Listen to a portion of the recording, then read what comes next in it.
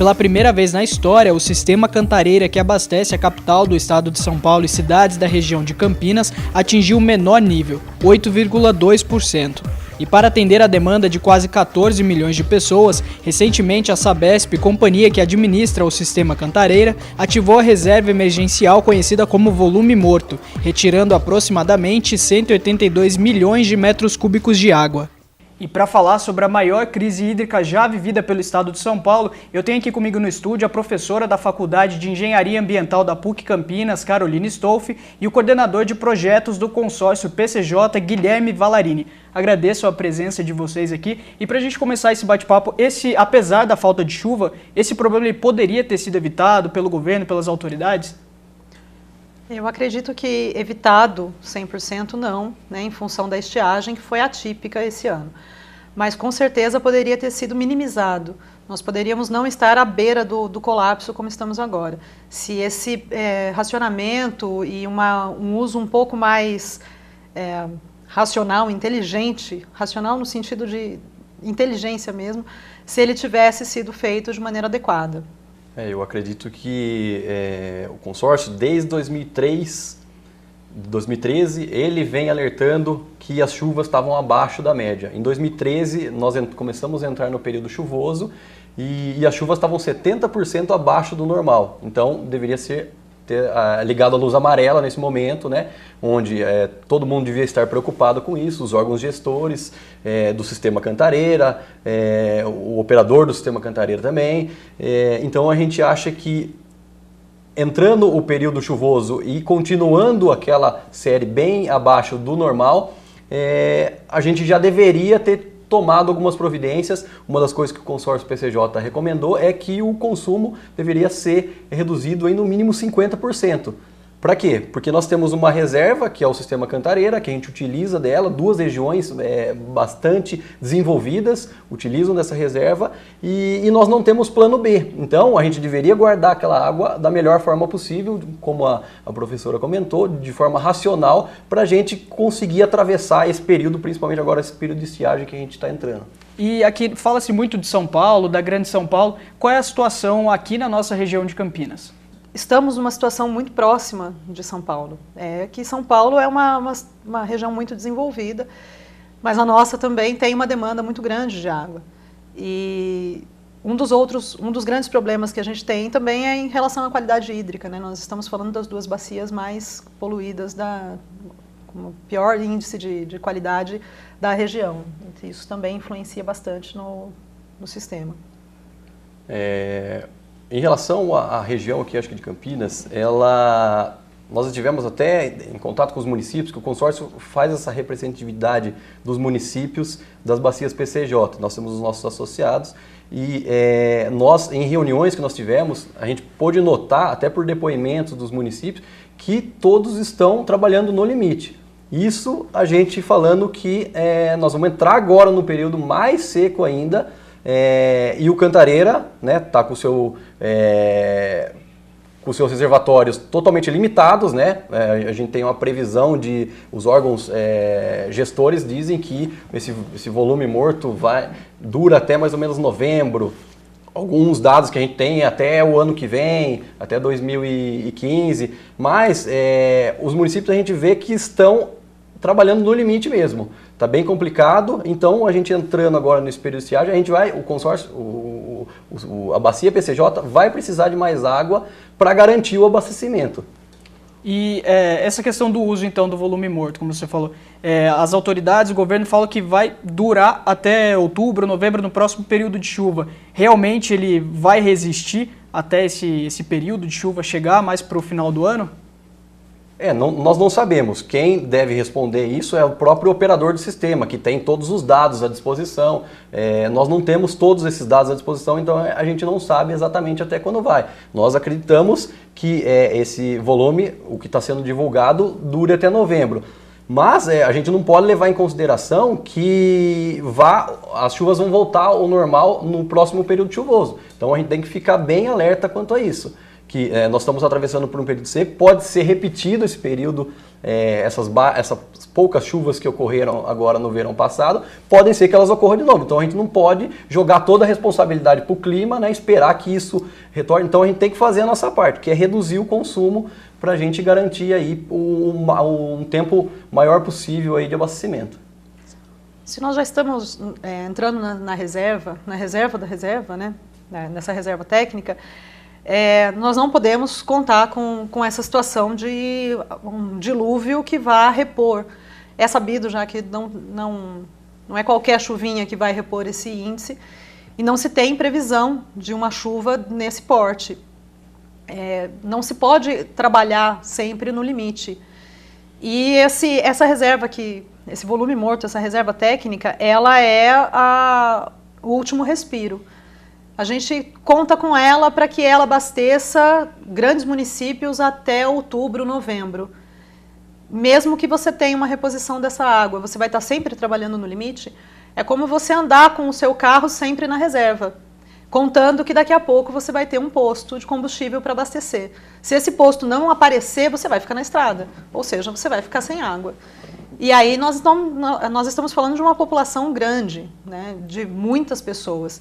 Isso vai afetar não só a população em si, mas tem indústria, comércio, agricultura, tem uma série de atividades que dependem da água, todas praticamente. Então realmente é muito complicado você trabalhar dentro dessa faixa mínima, né, que é o que está sendo divulgado. A gente usa hoje essa água e quando ela acabar? O que vai se fazer aí? Se não tiver essa reposição, que não vai ter 100%, o reservatório tem abaixado já há muito tempo. Exatamente. Eu acho que a gente até tem uns cálculos que se voltar a chover a média, o reservatório demoraria no mínimo 5 anos para voltar aí a chegar nos 50% de capacidade. E a gente vem falando de duas regiões, São Paulo, primeiro parque industrial do país. As bacias PCJ, terceiro parque industrial do país. Então, 14% do PIB entre essas duas regiões. Então, a gente pode ter um colapso até econômico. Ou seja, nós estamos falando de economia do país. Então, é muito importante. O consórcio elaborou um documento onde tinham 39 recomendações que poderiam ser feitas a curto, médio e longo prazo. As de curto prazo era reduzir drasticamente o consumo, e decretar a região como de calamidade pública, para a gente receber recursos vindo do governo estadual, do governo federal, para a gente implantar algumas ações que podem ser feitas para melhorar essa questão, para a gente atravessar esse período seco e quem sabe até um outro período chuvoso com chuvas abaixo da média. A gente tem visto aí campanhas de conscientização, né, do governo para a população. Realmente a atitude da população, das pessoas de economizar água pode ajudar de alguma certa forma ou não? É algo que é muito maior do que isso? Bom, uma andorinha só não faz verão, mas se todo mundo fizer alguma coisa, se todo mundo fizer a sua parte, é claro que isso é representativo também. Mas não é a única medida a ser tomada. Claro que se a gente desperdiçasse todo mundo, continuar com essa consciência, é uma questão de consciência no meu ponto de vista.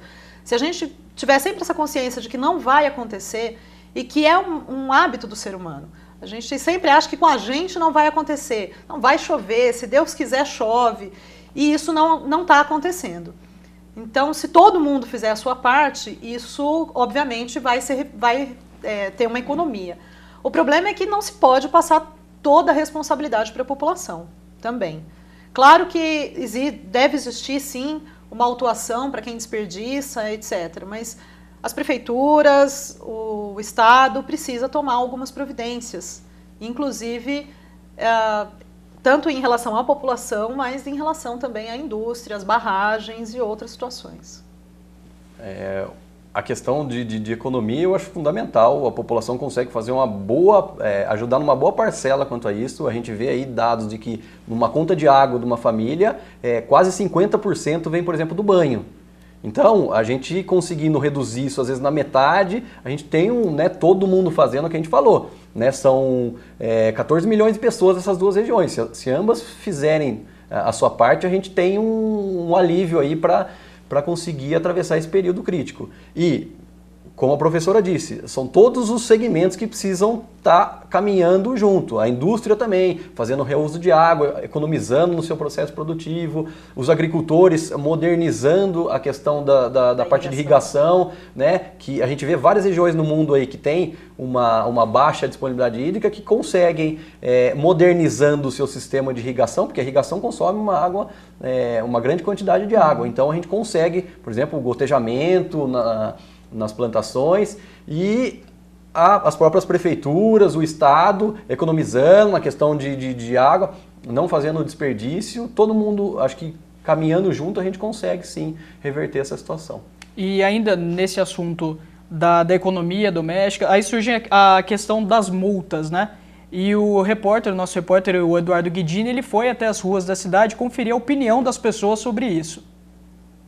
Em meio a uma das piores estiagens das últimas décadas, a Prefeitura de Campinas autorizou a Sanasa a multar quem for flagrado desperdiçando água. Uma decisão polêmica e que também gera muitas opiniões divergentes. Eu acho importante porque é uma medida educativa também.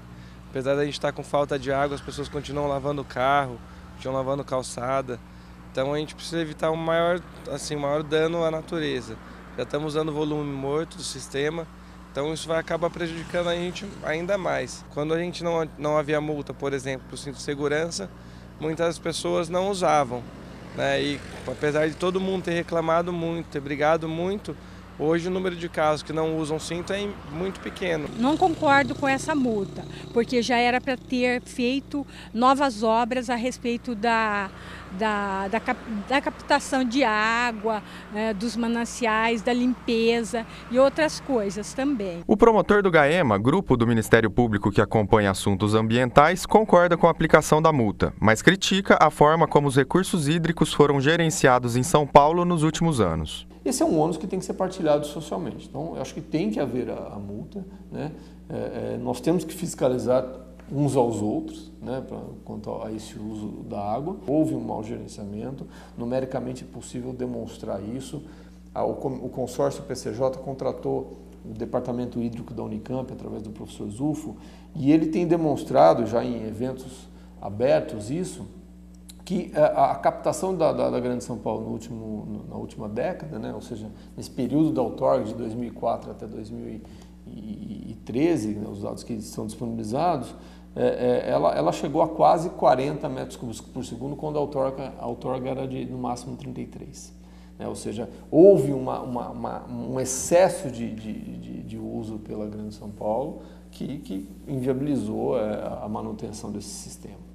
Bom, então, e a opinião de vocês em relação a essa multa? Vocês acham que é válido, que não é válido?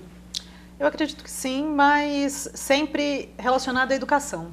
Como o primeiro entrevistado disse, é muito mais uma questão educativa do que punitiva. Antes até da aplicação da multa, eu acredito sempre na educação ambiental. Isso é uma questão que tem que ser levada a sério. A gente tem esse consumo alto em relação a banho, a lavagem de carro, a lavagem de calçada e tudo, mas a população precisa ser conscientizada da importância disso. É a velha história de comigo nunca vai acontecer.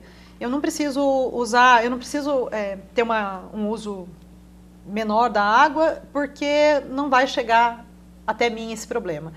A gente tem visto isso com os casos da dengue. Você deixou o seu pratinho de água ali, porque na tua casa não vai acontecer. Então essa postura ela precisa ser mudada. E isso passa primeiro por uma questão de educação, que não reflete um resultado imediato. Isso demora um tempo para acontecer. Mas quanto antes a gente começa, melhor o resultado disso.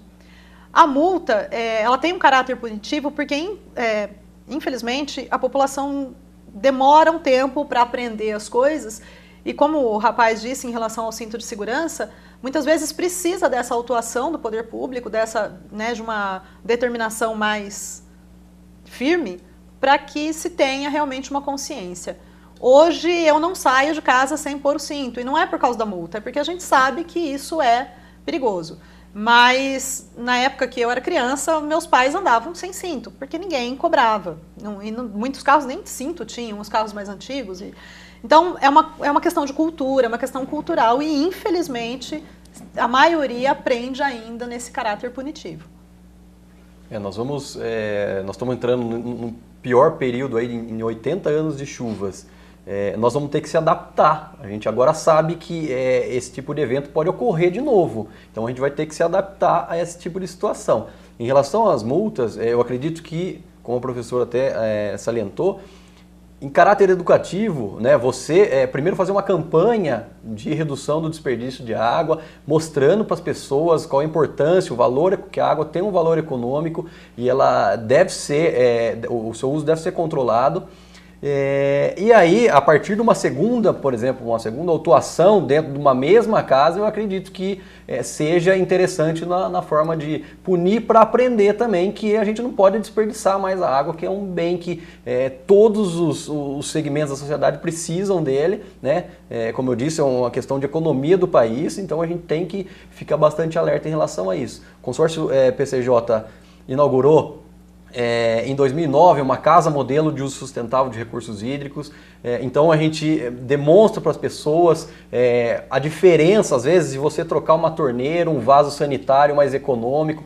Uma válvula hidra às vezes gasta 15, 17 litros numa descarga, sendo que às vezes você com 3 litros você já consegue ter o mesmo benefício. Então são vários fatores aí, a questão da captação de água de chuva, que a gente tem que explorar bastante isso ainda, né? A gente vê o município de Olambra, os agricultores de lá que produzem muitas flores, que até são exportadas, eles estão ao longo dos últimos anos se adaptando, captando bastante água de chuva para utilização e reduzir o máximo do consumo do rio, né, que a gente sabe que tem uma limitação. Queria que vocês explicassem um pouquinho melhor sobre o que é essa água do volume morto.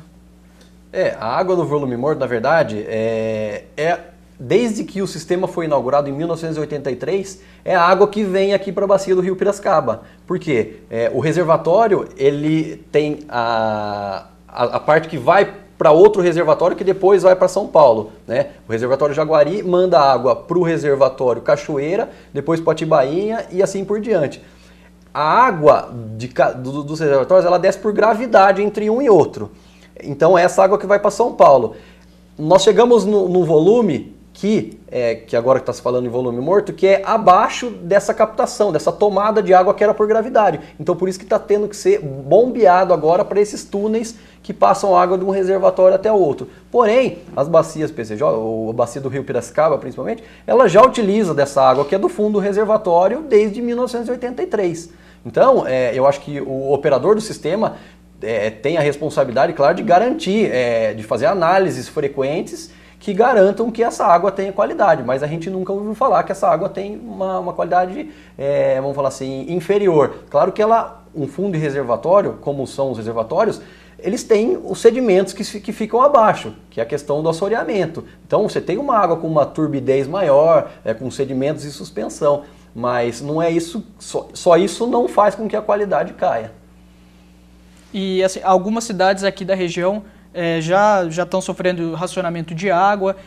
Essa é uma realidade. O que precisa ser feito para evitar esse racionamento de água?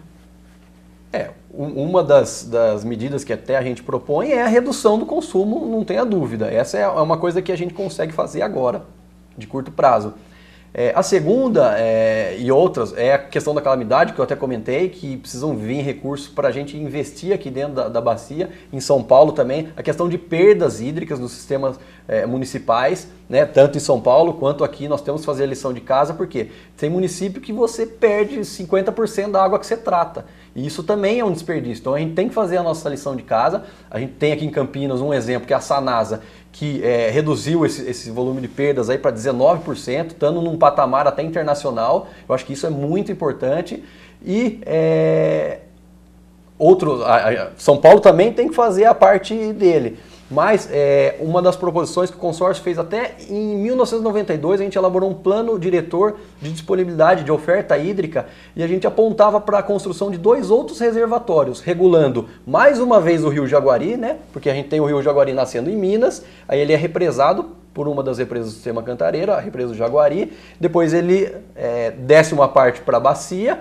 Então precisaria haver uma outra regulação, que seria mais uma caixa d'água, ou seja, que favoreceria essa questão dos momentos difíceis, a gente conseguir regular o tanto de água que desce para os outros municípios. E um outro reservatório, que é um afluente direto do Jaguari, que é o Camanducaia, que também está previsto para a construção desse outro reservatório. Então são 2 reservatórios que auxiliariam muito as bacias e tirariam um pouco dessa dependência total do sistema cantareiro, ou seja, eram mais cartas na mão que a gente teria para atravessar momentos difíceis como esse.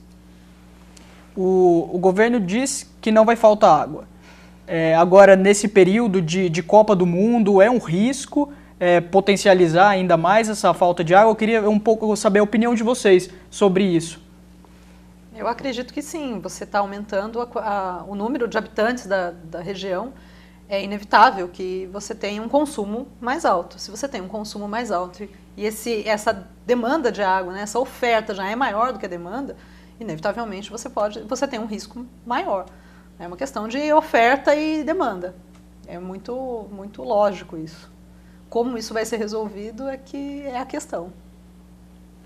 Nós temos esse resto do reservatório que a gente tem que utilizar da melhor forma possível. Então, economizar o máximo que a gente tem ali é fundamental.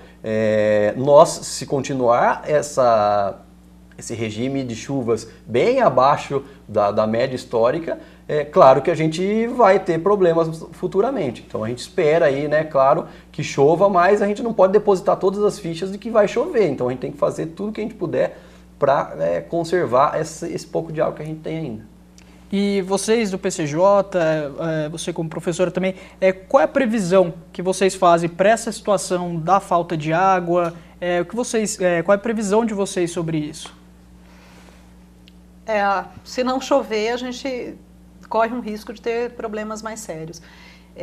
Ainda em relação à Copa, o problema talvez não apareça agora, né? Você tem um aumento do consumo agora, mas o problema ele vai ser refletido mais para frente. A gente tem ainda esse volume morto para ser utilizado, ele vai ser utilizado durante todo esse período, excessivo, né? Um excesso, um aumento de demanda, e quando a Copa acabar, se a gente realmente não tiver uma precipitação, um volume de precipitação muito maior do que o esperado, provavelmente a gente vai ter um racionamento, porque a hora que o volume começar a ficar muito baixo, acredito que as autoridades vão tomar medidas mais drásticas para manter o mínimo, né, de oferta.